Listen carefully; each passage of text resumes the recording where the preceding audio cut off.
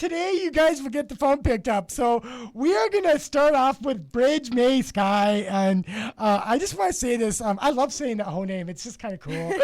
and so, hey, let's start with your story. You've been in first of all, you're in recovery. Yes. Long-term recovery. I mean, that sounds so weird. But how is your journey been? Because you seem to be excited and you have a show.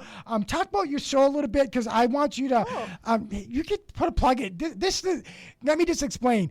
This is not to just only talk about the Rise Up Hour. This is to share about other things out there. So you guys get a pen and paper out and write this down if you want.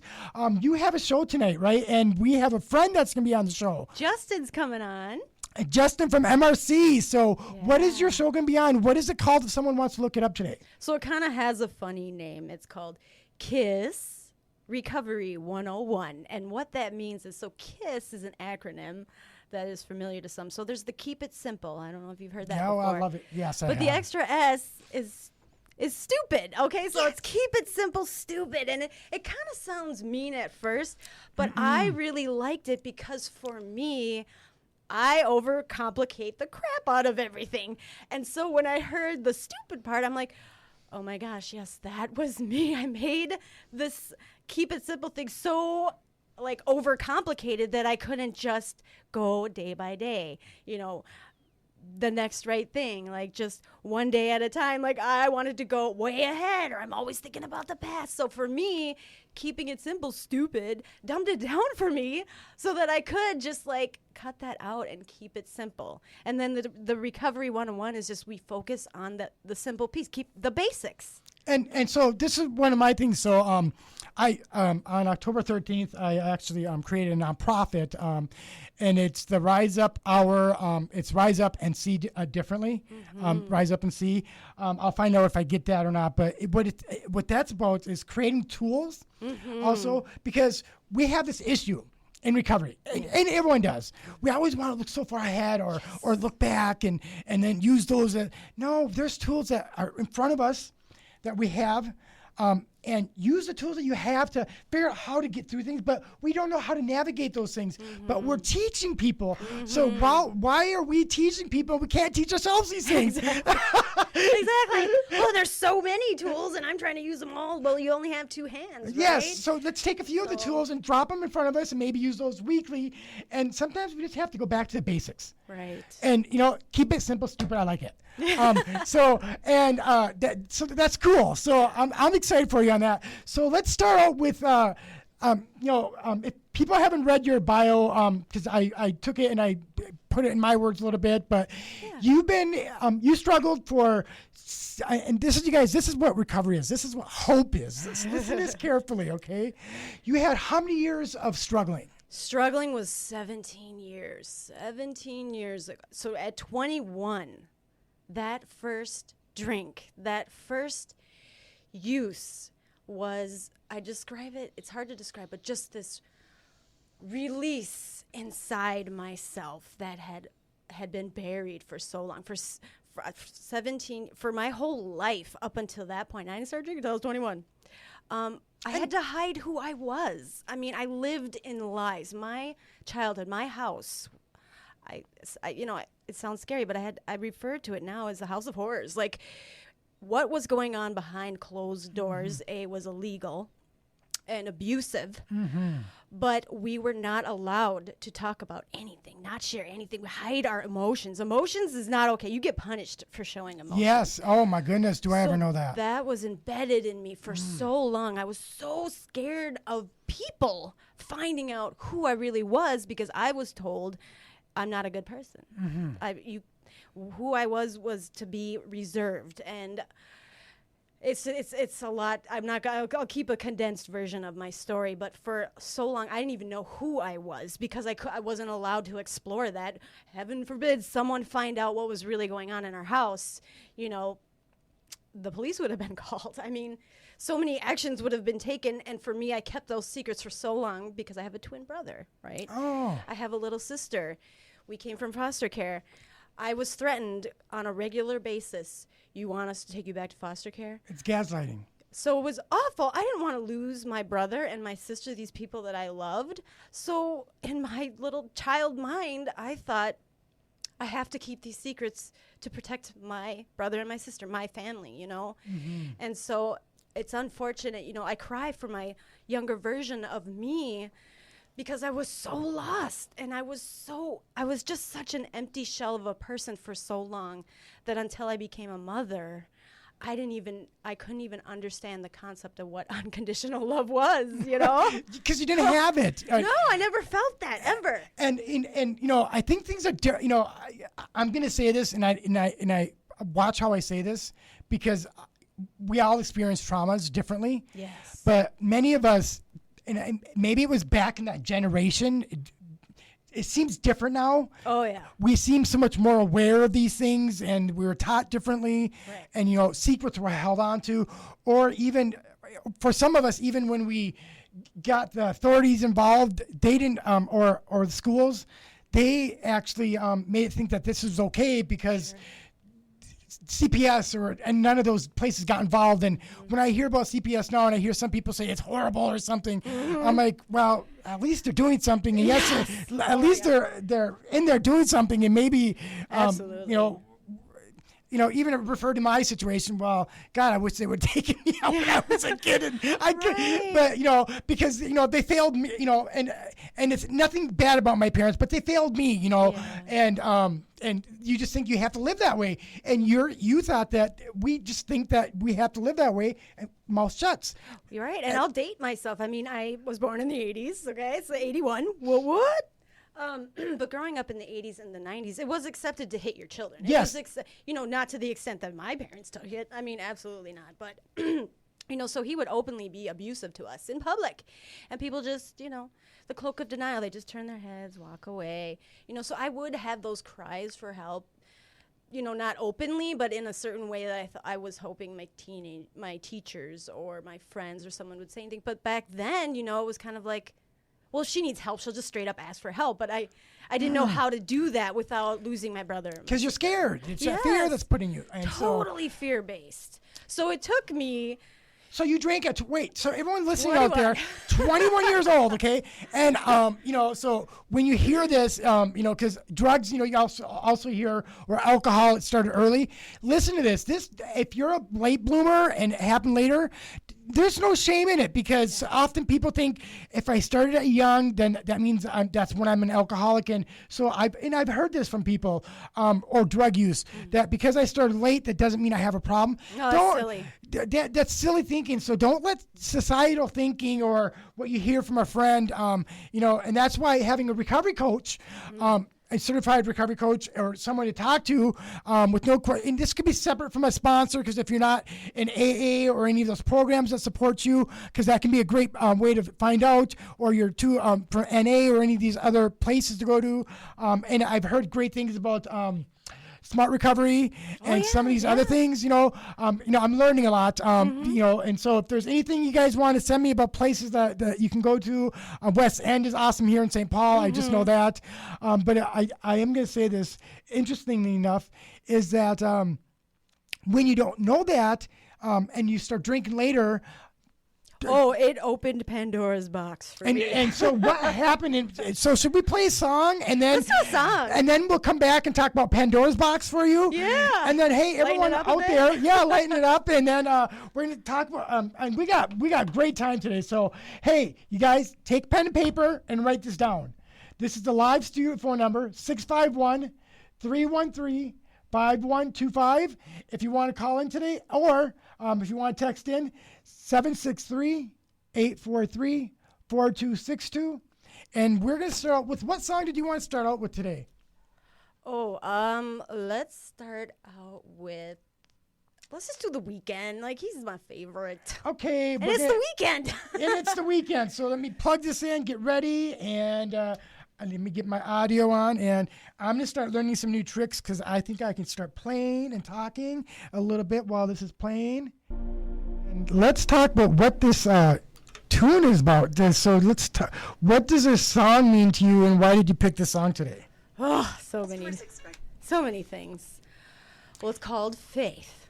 And, I had a faith in a higher power from the beginning. Something kept me going. In my childhood, I kept surviving for some reason. So I knew somebody or a higher power, I call it Great Spirit, was looking out for me. But through my, 17 years, at the end of that 17 years, now, I have 19 years total, because 2 years of true, honest sobriety for me, recovery. It was when I made that choice myself. But that darkest moment when I lost everything, I stopped checking in at night. I stopped having that conversation with my higher power. Some people call it praying, meditating, whatever you want to call it, because I didn't feel worthy of forgiveness. I knew what I was doing wasn't right. I felt it in my body. And at my darkest moment, I lost my faith. And I love this song because he says that moment when you can look in the mirror and love yourself. Like I can say, I never thought, it took me 39 years to look in the mirror and say, I like myself. I would hang out with myself. I love myself. And recovery allows you to love yourself, right? Recovery gave me that. So yeah, and that's totally cool, and that's what I love about recovery. So, and so you guys listening about this, you hear that? It's okay to go through 17 years if you're struggle. Yeah, a struggle on and off though, and then now you found, and it's different, right? It's so different now, and there's a glow, and you get to be happy, and for me, it's what it did to me is I'm myself now. I get to be me. Yeah. And you get to find more about yourself, and it doesn't erase your past, but you get to take it and those things that you learned from, and those things you didn't like about yourself, or things that you did when you were in youth, doesn't mean that that's who you are, but you get to take those things and create a bridge of yourself. Right. And so, so one of the questions I have for you is, well, and I just want to say, I wouldn't ever shut the door on my past. I need to remember those mistakes or those things that I lived through because I don't want to do them again. And I want to learn from them and grow from them. And it's a daily process. I just heard this wonderful podcast about what true empathy is. Oh. And it's not just lived experience. It's actually the ability to reflect on your experiences. That is true empathy. There's a big difference between empathy and sympathy, and we could go on and on about that. Yeah, but no, but there is a big difference. And mentioning that, reflect is different. Reflection. And so oftentimes, the stigma of recovery is, so I'm just gonna say this, because I've gone through all these trainings, and God, I've been learning more now than I have in my. Okay, and I'm gonna be honest, you guys. I don't know how I graduated from high school. I was like a D and F student. I'm not gonna lie. I was the last of the 7 kids, the last of the Kakish kids, and they're like, "Get him out of here, hallelujah." and I was, my brothers and sisters, some of them really brilliant, and through the stuff that's what they focused on. I couldn't do that. A lot of them, I was the only one that was there till I was 18. Probably too much information there, but a long story short, they got me out of there. I did have to take an English course at a night school. I don't know how I did it because I didn't take the science classes. I didn't take the other mathematics class. I don't even know. But hey, I did it. You're here. I'm here. So when I did that, the thing is, I've gotten more education now in recovery. Same.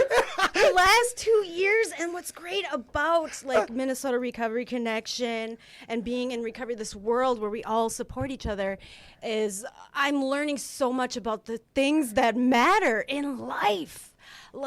I'm finding out so much about myself and I can reach out that hand and extend that hand and help others. I call this recovery community is not just a community to me. It's my family. It's the family, isn't it? It's the family I never had. Yes. Yes. And so someone said, God bless her. Thanks for the upbeat message. We're getting some messages in.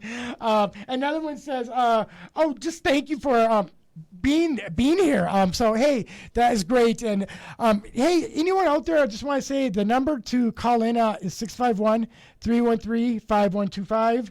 And then text messaging is 763-843-4262 if we have questions. So let's go to the next level and talk about the next step. And we're going to play another song in a moment. So we have Ed Sheeran with Travis Scott. Yes. Do you want to play that one? Yes, I that's don't know why that great one's to coming follow up. I'm going with. to play that one, and then we're going to hey, guys, out there, remember Recovery Cafe is open Tuesdays and Thursdays from 10 to 3, and peer circles are at 1 o'clock to 2, and other activities are happening all day long, so please join in on that.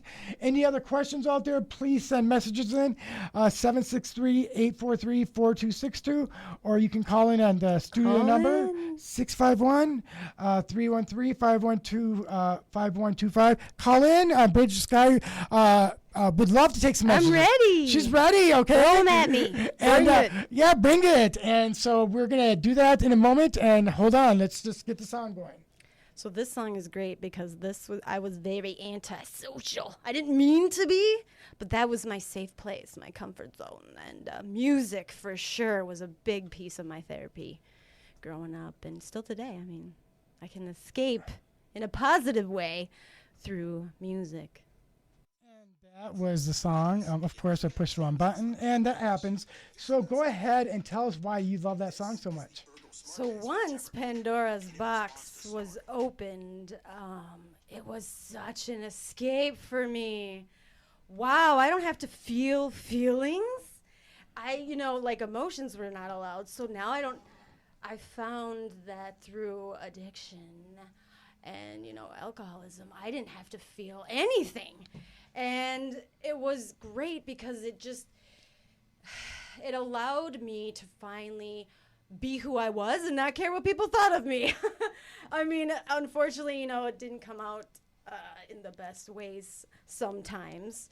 But I finally was able to open up and start slowly to start trusting people, because I just didn't trust people because the people I grew up I was supposed to be trusting, I knew I couldn't trust. And so I had so many walls built that, unfortunately, I found it through addiction that I could start breaking some of those down just to be who I was. Yes, and don't you believe that when you're in that place, that allows you to even with that, let's talk about suffering with that. When you're dealing with that, when you do that, that's why I believe often people who are struggling with addiction of any form, even eating, let's talk about recovery from anything. My first addiction was food addiction. Yeah. I didn't know that until recently. But we're going to end this is that when you don't know how to deal with that situation, you struggle, and then the only thing you know how to do is using that addiction to get through that pain, and then you go on, you're doing fine, and then that pain comes, and the only reaction because you've never worked with that pain, plus we were taught to hide our emotions. Right. I mean, now we're allowed to scream our emotions, and hey, I'm a guy, and I'm not admit this. You know what? A good cry, a good cleanse. Blessed be the Lord on that.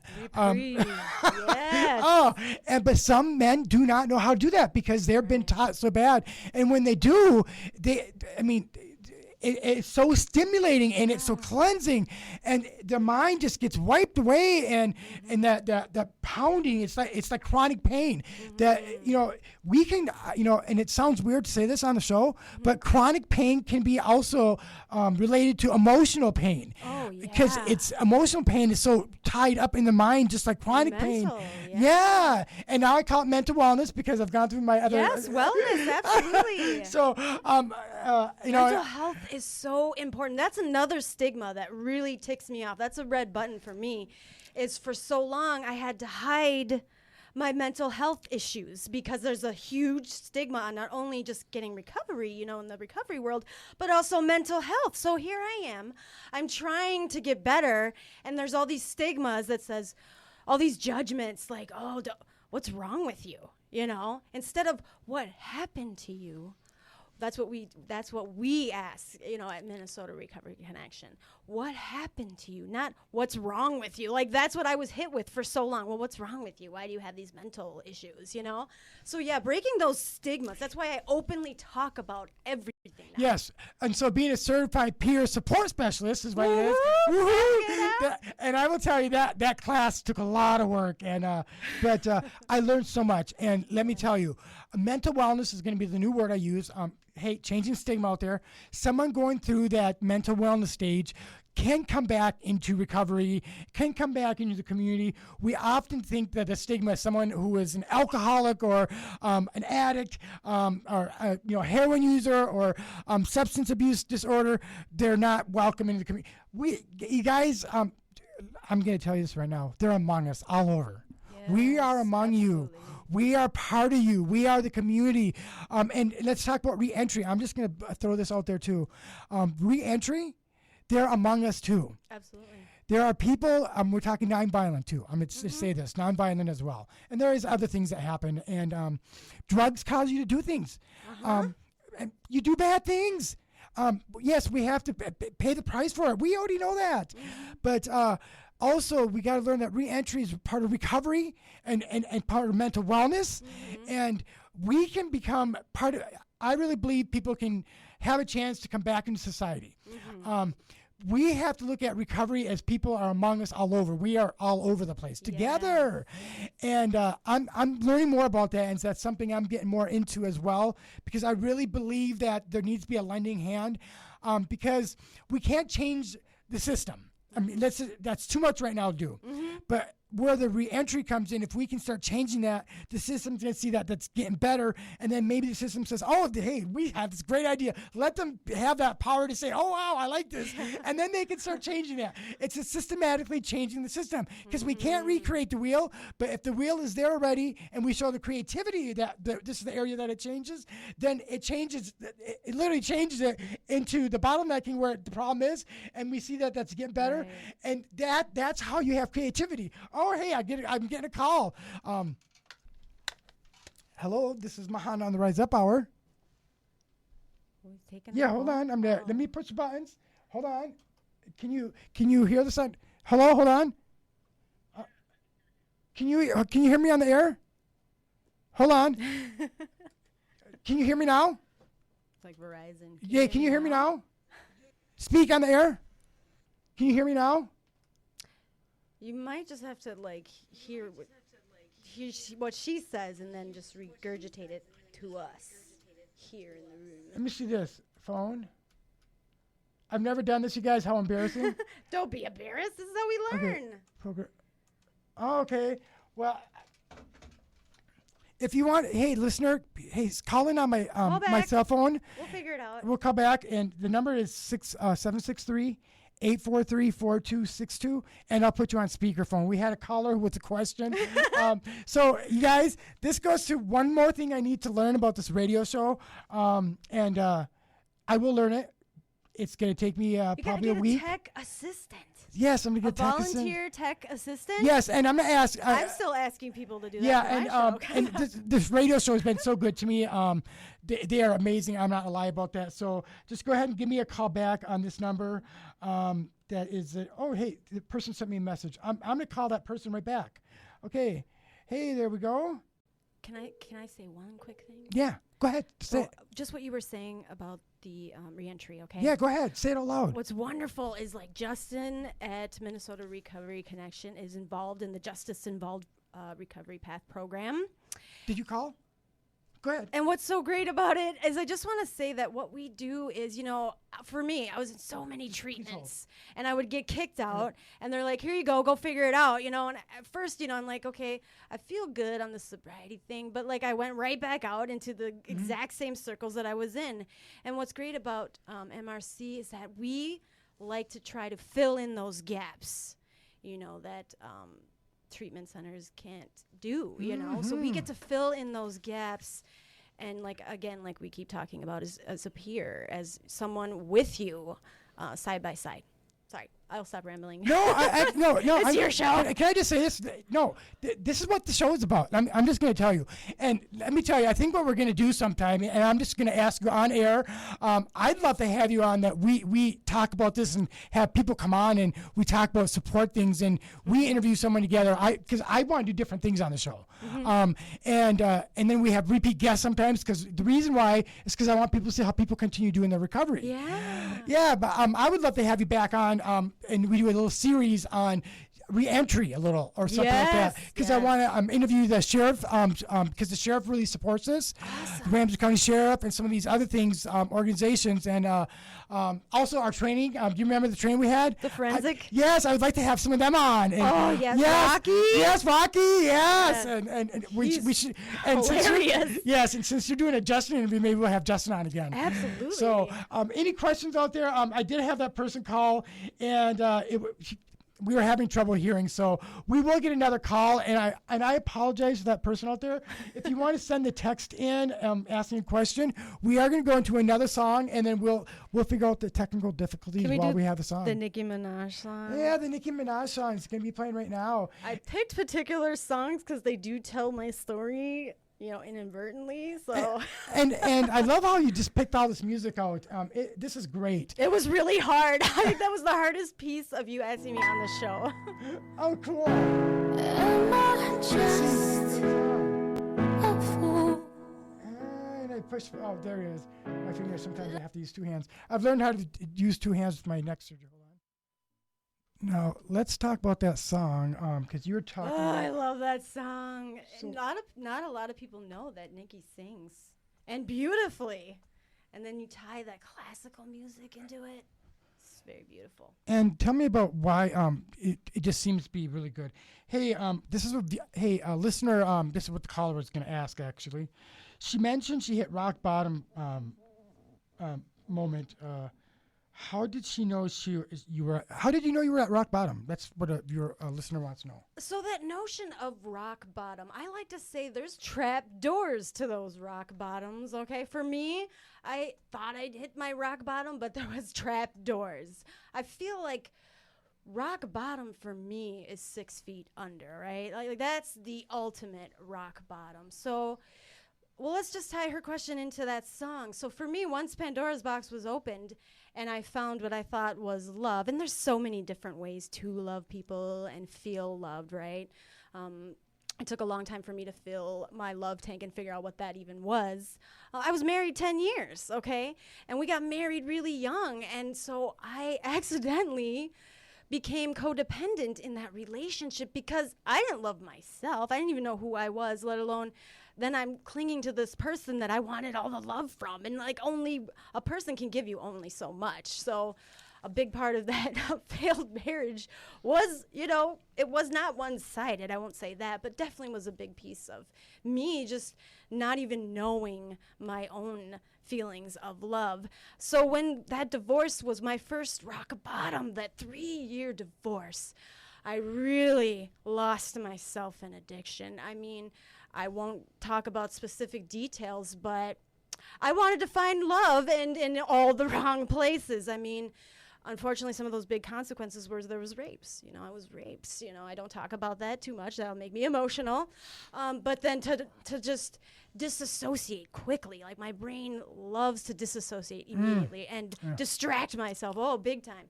So finding right now, even today where I sit, is finding those healthy ways to process healing and process hurt and pain and to find those connections with people that genuinely love, care, and support me, and to wonderfully that fills my cup enough every day that I'm overflowing that I can give that to other people in my recovery family and in my recovery world. And that's why you say the glow thing. Really, that's just me, like I'm overfilled with all this gratitude and love, and I want to give that to the people that I feel like I didn't have for so long. I was so empty, and I just needed one person to care enough. Yeah, just to, one person. Listen to that, you guys. Just, connect. And there is that. And just remember, when you're going through all that, there is one person. There's many people that care. But oftentimes it's that one person. And that's why you can call up to get a, I'm just going to be honest, having a recovery coach could be that one person that cares. A sharing partner. Yeah, a sharing partner. And they're not the judge. So if you're making $1 million or $0 and you need to know, and there, you guys, there are those hotlines out there. Let's be honest. There's warm lines. I'm learning about warm lines. I'm learning about, I think it's 271 text line. Is it 271, 271? I can't think of it off the top of my head. I'm too gonna nervous. so this bridge, let me do this. I'm just throwing myself all out Yeah, there. so I'm throwing myself out there. We're going to communicate this week, and maybe we can talk to someone at MRC and Recovery Cafe, and let's get a couple numbers. So on my show, I have some of these numbers in front of me because the top of my head, I just can't remember all this because there's so much out there. But maybe just throwing a couple of these numbers out there that I'm going to have in front of me all the time that we can just kind of, I can list off a couple things. Can you help me this coming week or so on getting me a couple things? And it's flashing. and I got a flash, so let me flashed. just, I'm the answer the line. Hold on, this is gonna be, you're live on air. Hold on, I'm gonna try doing this. Phone, Just pushing air. buttons. Can you hear? Are they the right buttons? Q, you're on air. Let me just see. Oh, let me I just can try one more hear my time. breathing. Oh, I apologize. Let me see. This is headphones. This is monitor, and this is let me see, telephone. Oh my gosh, it's telephone. There's one. a telephone button. Can you hear now? Speak. I can't hear him. Did I do something wrong? Well, and can I just finish? Yeah. I got to say, to answer her question truthfully and fully all the way, my last, hopefully it will be my last, but I'm not going to be in denial. Like, I'm not going to sit here and say that I am going to do this forever. Like, I'm going to stay. I mean, I plan to. Like, I don't plan to go back out there. But no matter how far down this beautiful path of recovery that I've journeyed on now, 2 years, I'll have 2 years, December 20th, right before Christmas. No matter how wonderful this past 2 years has finally been for me, that distance to the ditch will always be the same. And that's the reality of going back out there. I know, if I make that choice, that distance to the ditch is always the same. No matter how far down this beautiful path, this journey that I'm on, that ditch is right there. And that ditch is right there. That's a death sentence for me. Yes. But my biggest, gift of desperation was always spewed to me. I never understood that. I'm like, why would anyone ever say desperation is a gift? And that moment for me, when I got on my knees and surrendered, my babies were taken from me, my children, the only thing that mattered to me.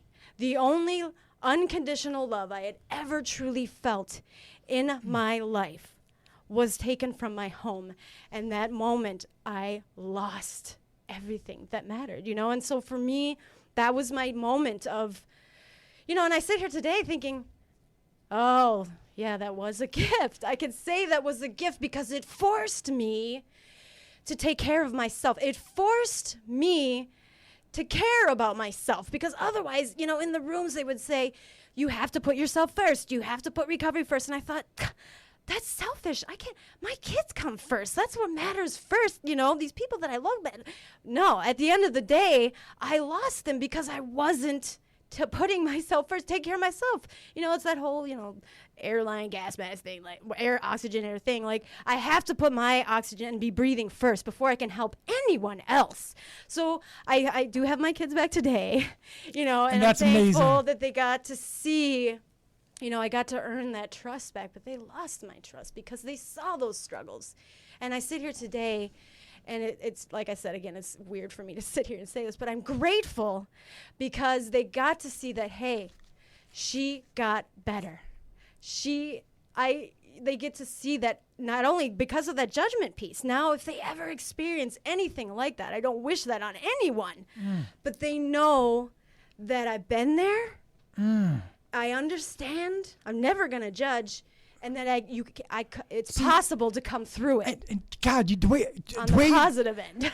And the way you just said that, you guys, listeners out there, understanding, that's when we get to the depths of that, and so for me, as I continue to grow in my life and do what I was meant to do, and take on leadership roles, and the thing is, all the stuff that I've learned. So when I have the team players, and I call them team players, and when I launched my company, and I called my employees small letter CEOs, creators of excellent operations. I love that. Yeah, and so they go through a certified training program and all this, and I want to have people from re-entry, and I want to have people from recovery and mental wellness as a part of the program. And see, this this has been what my recovery has led me to do, and part of my, and I thought my journey was to launch this company in my early years and do all this.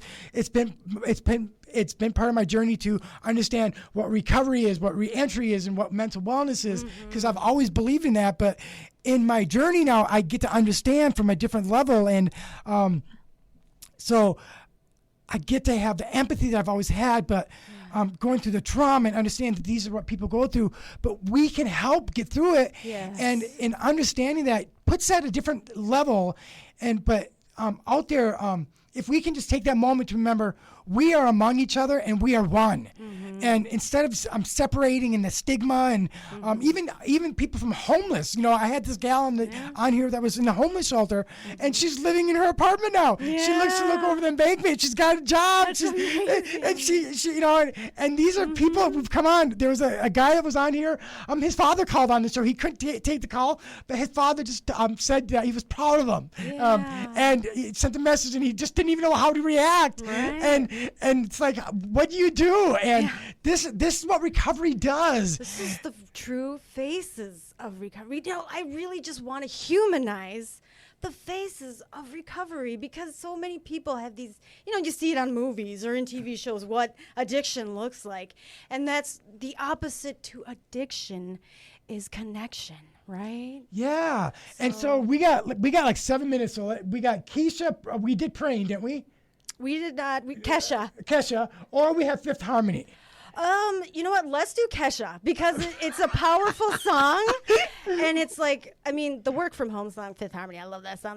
That was more of like a dance song. Well, we can do that next time. Okay. Next time, but let's do Kesha. Yeah, let's do Kesha. It's a powerful song. But we're gonna have Fifth Harmony on next time with her. Okay. Yes. Because she's coming back on, and then because I love that, because we can have some real work. Yeah. Okay. So we're gonna play this song, and what an amazing guest. Let's just bridge. I just think you are amazing, awesome guest, and hey, I got a couple loves on here, and oh wow, just amazing. So someone just said, thank you, you're amazing.